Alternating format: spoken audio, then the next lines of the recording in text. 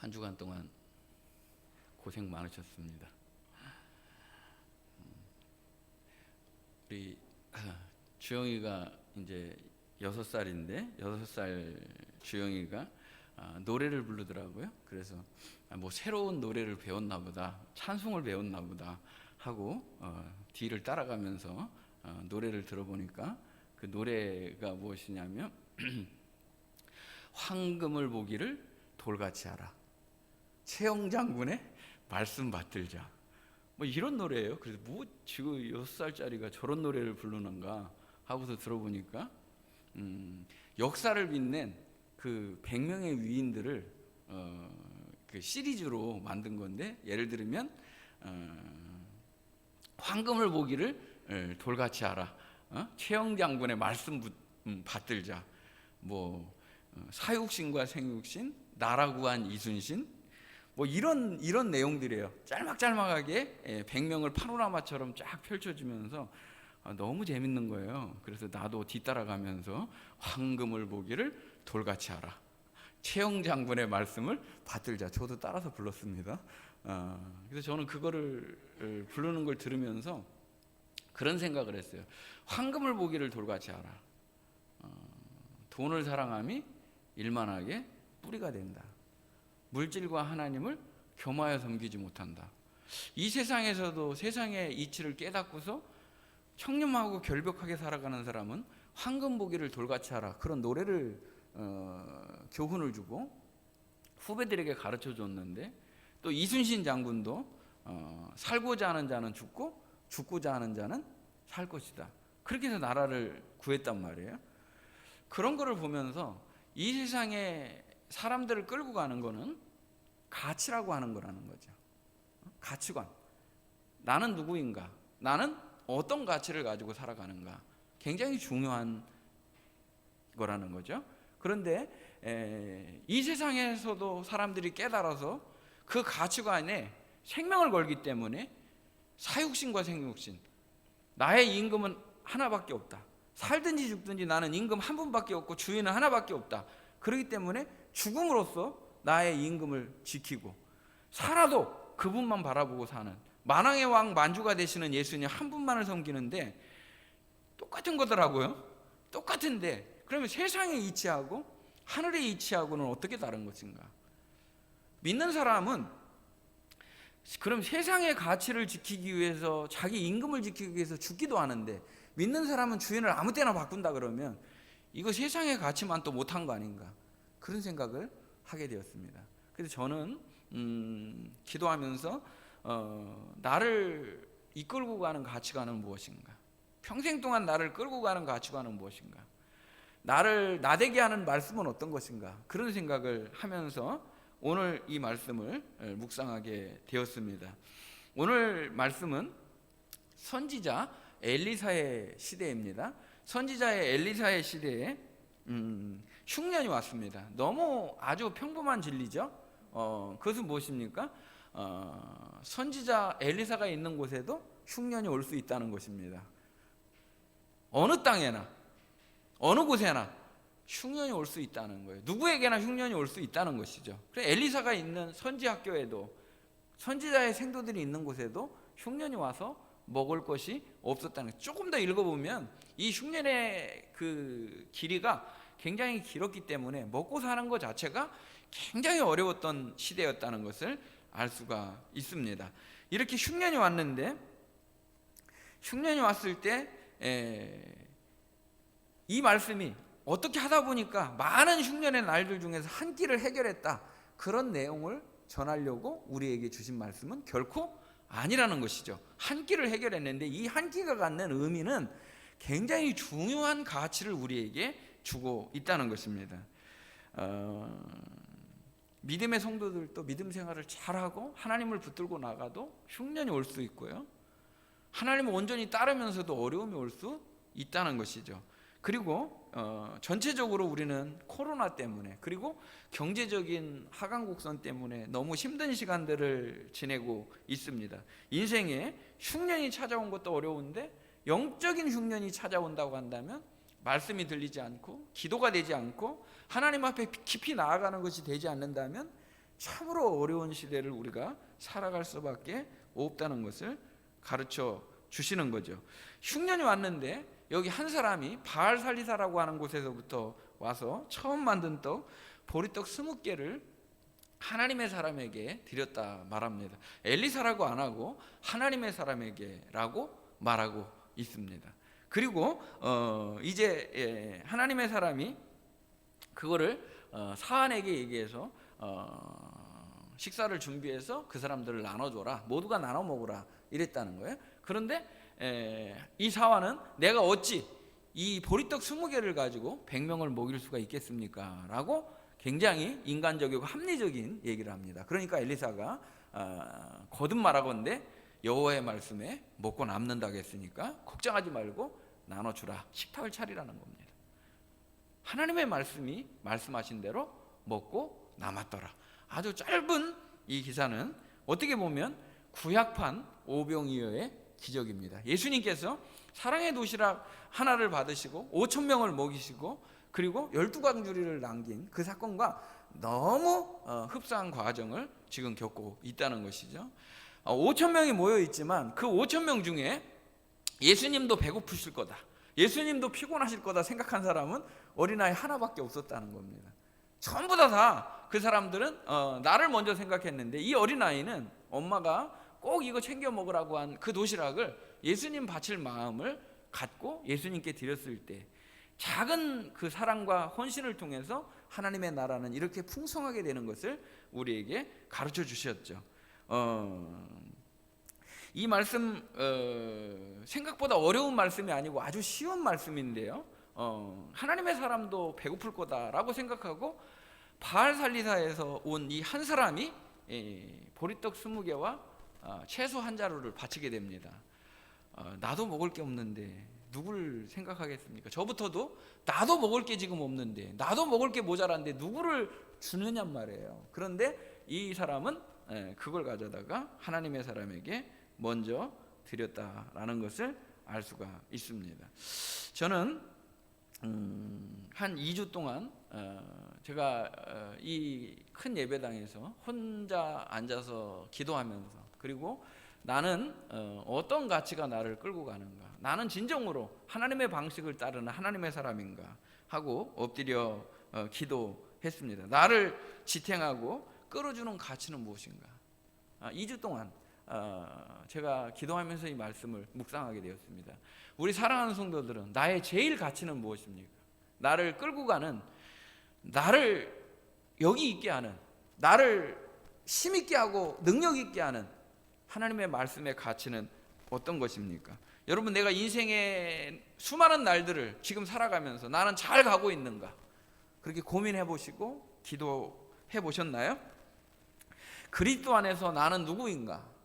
그리스도 안에서 나는 누구인가? 이거 정체성을 아는 것이 굉장히 중요한 거라는 거죠. 그래서 베드로전서 2장 9절에 있는 말씀을 보면 우리를 이렇게 가르쳐주고 계십니다. 그러나 너희는 택하신 족속이요 왕같은 제사장들이요 거룩한 나라요 그의 소유가 된 백성이다 라고 말씀을 합니다. 우리는 택하신 족속이라는 것입니다. 왕같은 제사장이라는 것입니다. 그의 나라이고 그의 소유된 백성이라는 거예요. 주님이 나를 소유 삼으셨고, 주님이 나를 택하셨고, 주님이 나를 부르셔서 그 생명의 빛을 우리에게 주시고 그 생명의 빛을 선포하는 삶을 살도록 우리를 불러주신 것입니다. 하나님의 소유된 백성으로 살아간다고 하는 것, 나는 하나님의 자녀라는 것, 하나님이 나를 붙들고 계신다는 것, 하나님이 나와 함께 계신다고 하는 이 가치가 어디를 가든지 무엇을 가든지 나를 나되게 하는 정체성이라고 가르쳐주고 계시는 것입니다. 나는 하나님의 소유된 백성이고 나는 하나님의 자녀이기 때문에 나는 그것을 하겠습니다, 나는 그것을 하지 않겠습니다를 결정하는데 중요한 근거가 되는 말씀이라는 거예요. 하나님의 자녀이기 때문에 나는 그걸 하는 것이고 하나님의 자녀이기 때문에 하지 않는 거라는 거예요. 그것이 없는 사람은 이럴 때는 그럴 수도 있는 거고 저럴 때는 저럴 수도 있는 거가 될 수 있다는 거예요. 근데 나는 하나님의 소유된 백성, 하나님이 나를 부르시고 내게 은혜 주시고 내 안에 예수의 생명이 있기 때문에 그 생명으로 살 수밖에 없는 존재라고 하는 것을 말씀해 주신 것입니다. 또 디모데전서 6장 11절과 12절에 보면 이 말씀을 읽을 때 여러분의 가슴이 떨리고 내가 누구인지를 정말 하나님 앞에서 발견하는 은혜가 있었으면 좋겠습니다. 오직 너 하나님의 사람아, 이것들을 피하고 의와 경건과 믿음과 사랑과 인내와 온유를 따르라는 것입니다. 내가 하나님의 사람이기 때문에, 하나님이 나를 붙들고 계시기 때문에 때에 따라서 우리가 어려운 가운데 낙심할 수도 있고 좌절할 수도 있고 인생의 흉년을 만난 어느 날 주저앉을 수도 있지만 결과적으로 근본적으로 나를 붙들고 계시는 분이 하나님이시기 때문에, 내가 하나님의 소유된 백성이기 때문에, 내가 하나님의 사람이기 때문에 이 길을 묵묵히 걸어가는 것입니다. 어떤 것을 피하라고 말씀합니까? 이것들을 피하라고 그럴 때 이것들은 다른 교훈입니다. 다른 교훈.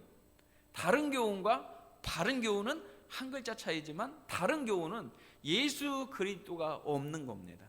예수 그리스도마저도 이용해 먹는 것이죠.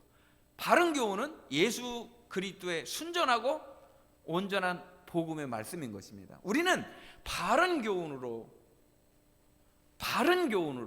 예수님의 말씀으로 살아가는 존재라고 하는 것을 말씀해 주고 계신 것입니다. 그러니까 우리가 추구해야 될 것은 하나님의 의입니다. 우리가 추구해야 될 것은 경건입니다. 우리가 추구해야 될 것은 믿음입니다. 우리가 추구해야 될 것은 사랑입니다. 우리가 추구해야 될 것은 인내와 온유인 것입니다. 이것이 바로 하나님의 사람이 살아가는 중요한 정체성이며 삶의 방향이 되어야 된다는 겁니다. 이거 반대로 하면은요, 의 앞에 불자를 다 넣어보세요. 의 앞에 불의가 되죠.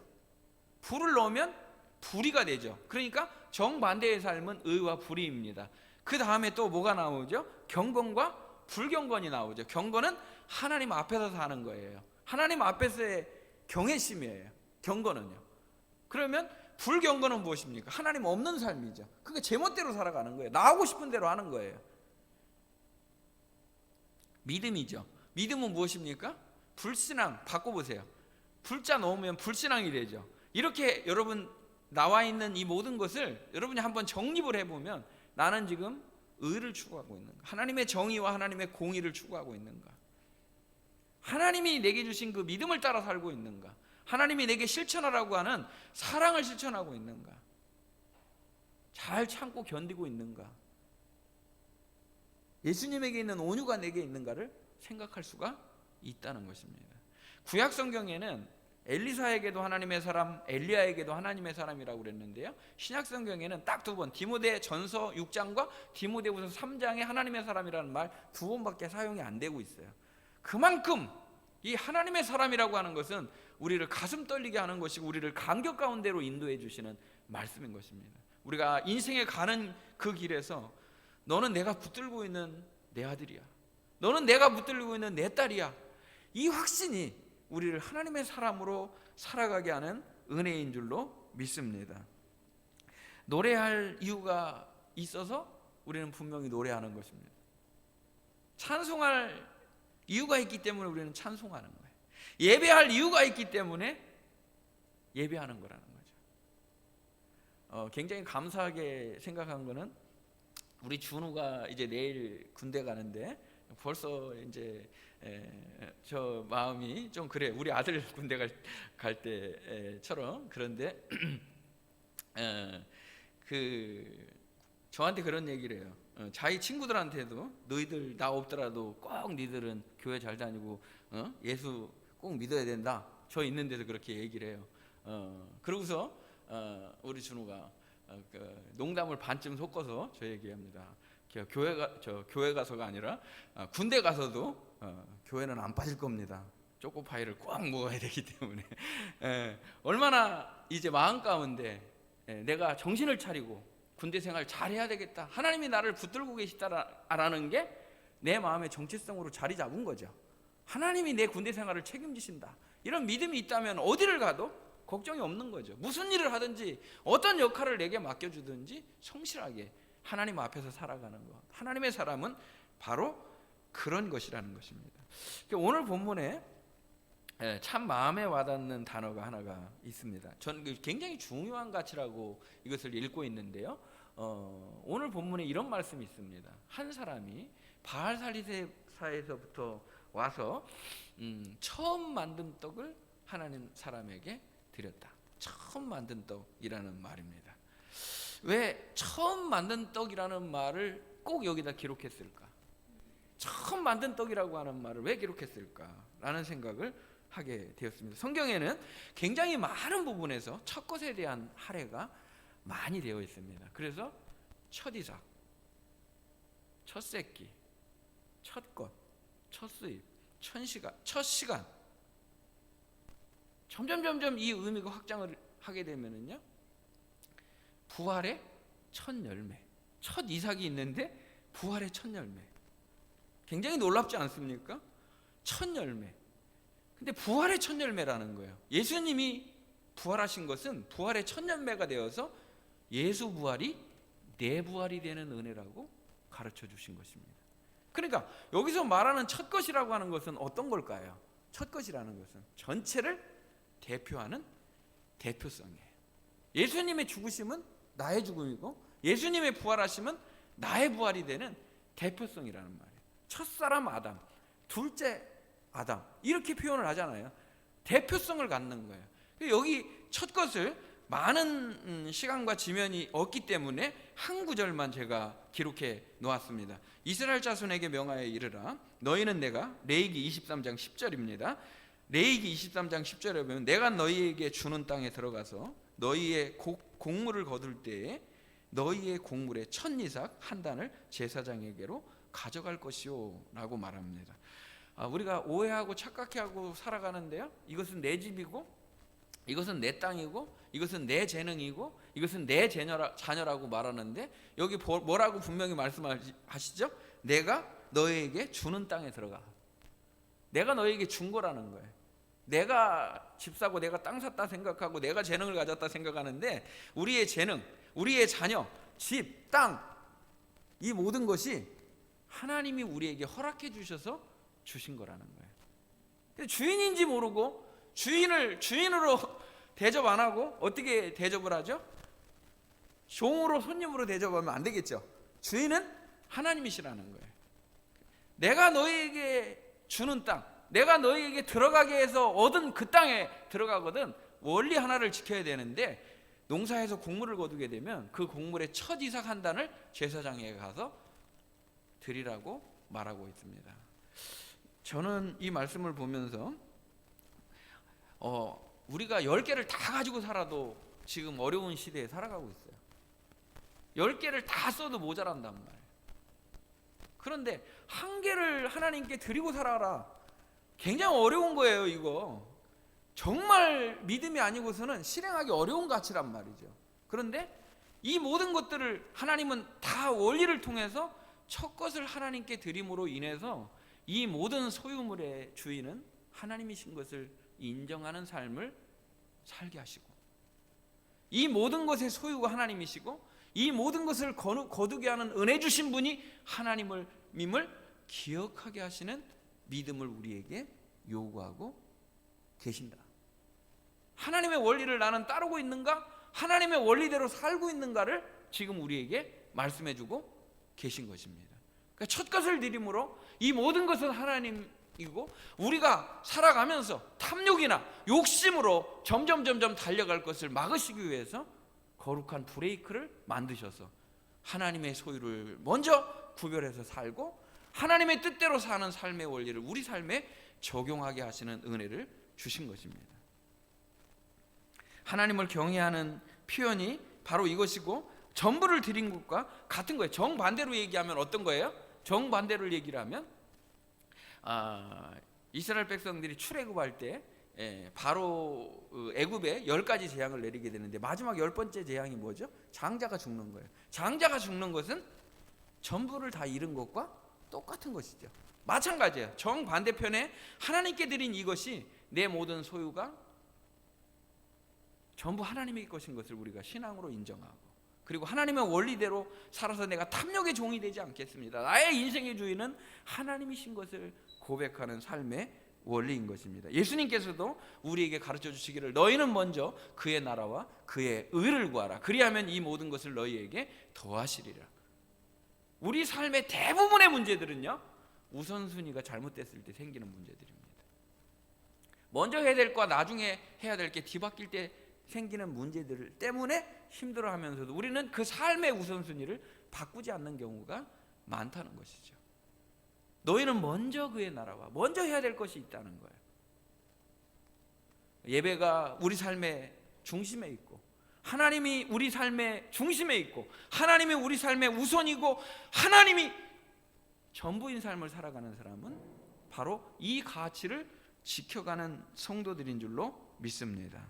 내 삶의 우선순위가 하나님이 전부이시고 하나님이 먼저인 삶을 살아가는 은혜의 성도들이 다 되시기를 주님의 이름으로 축복합니다. 또 오늘 말씀을 보면 누가 이 일을 했느냐 하면 한 사람이라고 기록하고 있습니다. 이름을 좀 기록해 줬으면 저같이 추적을 하는 사람은 이 사람이 어떤 사람인지, 배경이 어떤 사람인지, 왜 이런 일을 했는지, 동기가 무엇인지, 어떤 결과가 나왔는지 추적할 텐데요, 추적할 아무 근거가 없을 정도로 한 사람이 이 일을 했다. 이 헌신을 한 사람은 누군지 모르는 무명의 한 사람이었다라고 말하고 있습니다. 이렇게 한 사람이 한 아주 작은 일이라고 생각한 것을 하나님은 하나님의 역사에 기록하시면서 아주 귀하게 여기셨다는 것을 볼 수가 있습니다. 사도 바울이라는 사람이 귀한 사역을 감당하면서 일평생 그 복음을 위해서 살게 되는데, 예수님을 만나고 그리고 그 복음이 너무 좋아서 모든 것을 다 해와 배설물로 여기고 오직 예수 전하는 일에 생명을 다 바쳐 일생을 하나님 앞에 드리게 됩니다. 그런데요, 1차, 2차, 3차 전도 여행을 가게 되는데요, 1차 전도 여행을 마치고 돌아와서 쉬어야 되고, 또 2차 전도 여행을 마쳐서 또 안정을 취하고, 3차 전도 여행을 마치고 또 재정비를 해야 되는데, 1차, 2차, 3차 전도 현장에 나갔다가 들어오면 다시 재충전하는 베이스 캠프, 복음의 전진 기지 역할을 한 곳이 있습니다. 그곳이 어디냐면 바로 안디옥 교회입니다.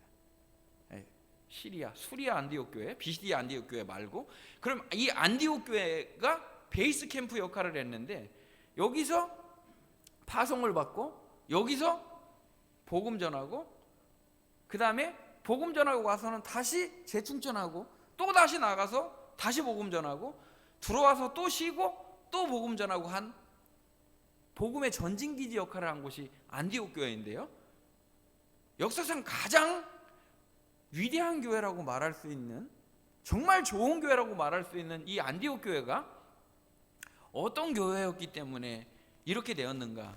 아주 중요한 가치 하나가 있는데요, 그것은 무엇이냐면, 누가 이 안디옥 교회를 세웠는가? 당연히 하나님께서 세우셨습니다.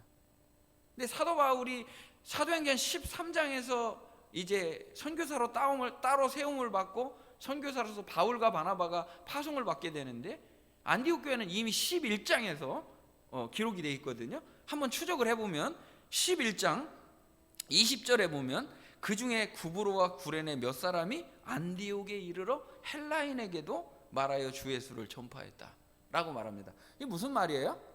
이미 그 앞전에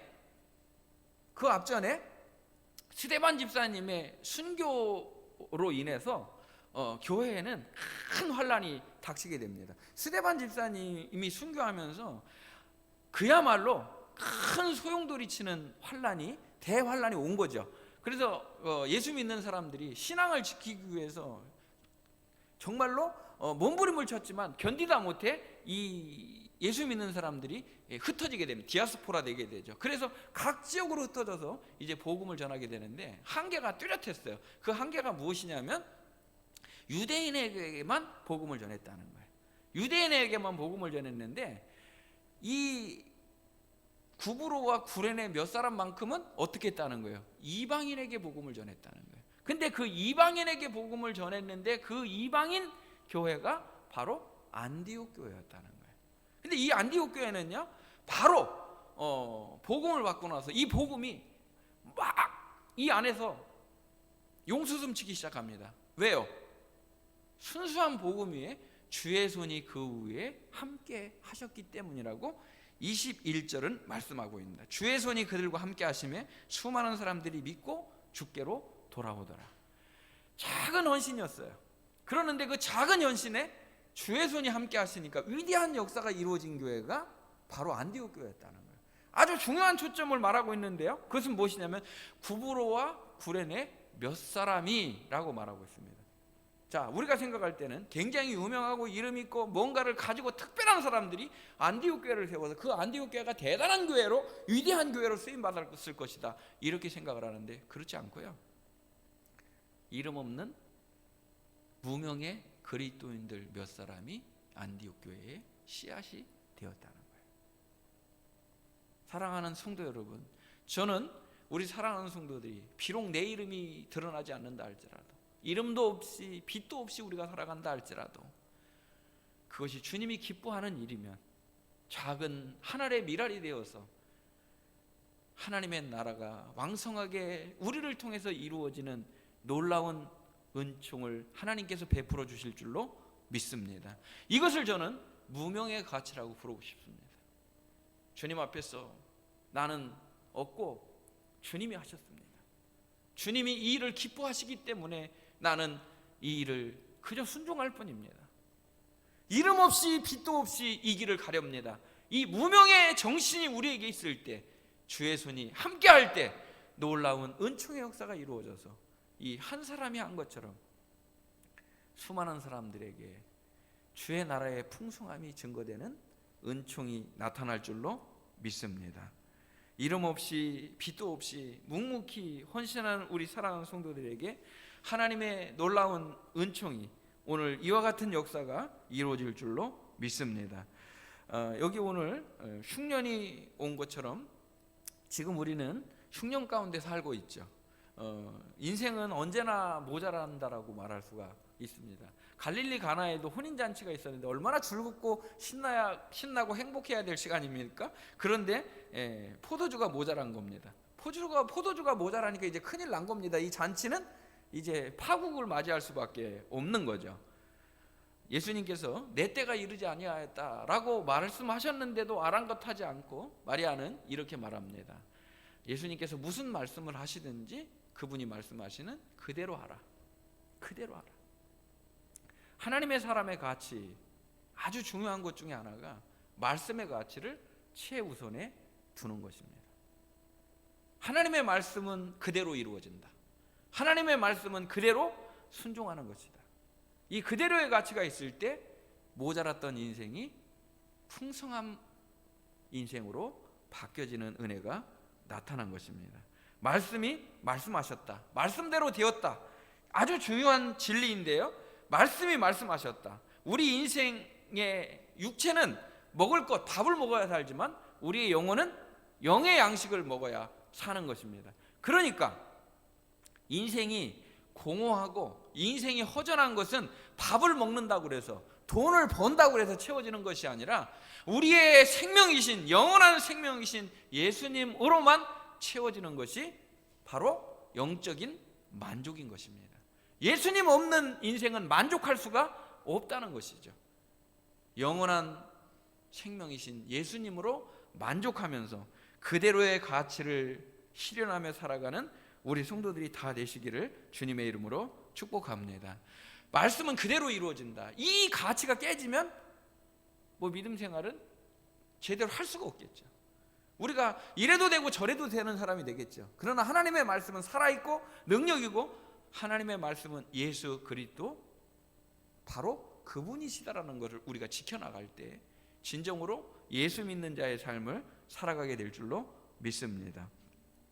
갈라디아서 5장 16절과 17절에 있는 말씀을 보면, 내가 이르노니 너희는 성령을 따라 행하라. 그리하면 육체의 욕심을 이루지 아니하리라. 육체의 소욕은 성령을 거스리고 성령은 육체를 거스리는 이 둘이 서로 대적하므로 너희가 원하는 것을 하지 못하게 한다 말씀하십니다. 여러분, 고민이 되십니까? 싸움이 여러분 안에서 일어납니까? 전혀 싸움이 일어나지 않습니까? 내가 지금 생각하는 것이, 내가 지금 실행하려고 하는 것이 하나님이 기뻐하시는가 하고 여러분 묻고, 그리고 고민하고 그 일을 결정합니까? 아니면 그냥 내 생각 들어오는 대로 내 생각이 맞다 생각하고 그 길을 걸어갑니까? 내가 생각하는 것이 육신의 생각이면 그것은 사망입니다. 영의 생각이면 생명과 평안입니다. 사람의 생각, 육신의 생각은 하나님과 원수가 된다고 로마서는 말씀해 주십니다. 갈라디아서 5장 말씀도 똑같은 말씀입니다. 육체의 소욕과 성령의 소욕이 충돌을 일으킨다는 거예요. 싸움이 일어났다는 거예요. 누가 이겨야 되겠습니까? 나는 죽고 그리스도가 내 안에서 사는 은혜로 들어가는 성도들이 되어야 될 줄로 믿습니다. 저도 제 안에 욕심이 일어나면 한없이 못난 저 때문에 가슴을 치고 회개의 자리로 들어가게 됩니다. 최영 장군의 말씀도 나는 따르지 않는가? 예수 믿는, 예수님이 내 삶의 전부이고 모든 것이라고 말하면서 내 안에 욕심도 통제하지 못하는가? 이런 생각이 들 때가 있습니다.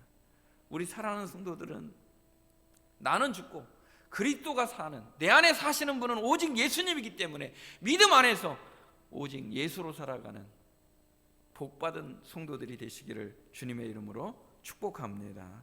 오늘 내가 어떤 것을 살아가고 어떤 것을 결정하고 어떤 길을 걸어갈 때 여러분 안에 진정으로 하나님의 사람이라는 것을 내가 하나님의 사람이라는 것을 분명히 인지하고 하나님의 사람으로서 살아가는 가치관 중에 여러분이 삶의 우선순위를 분명히 정하고 진정으로 무명의 가치를 따른다 할지라도 그대로 말씀의 가치를 최우선에 두고 언제나 내 안에서 성령이 이기게 하시는 삶을 살아가는 우리 성도들이 다 되시기를 주님의 이름으로 축복합니다. 하나님 감사합니다. 오늘 인생의 흉년을 만난 그 시간에도 하나님의 사람으로 살아가는 사람들은 분명한 자기 가치관과 정체성이 있음을 우리에게 가르쳐 주십니다.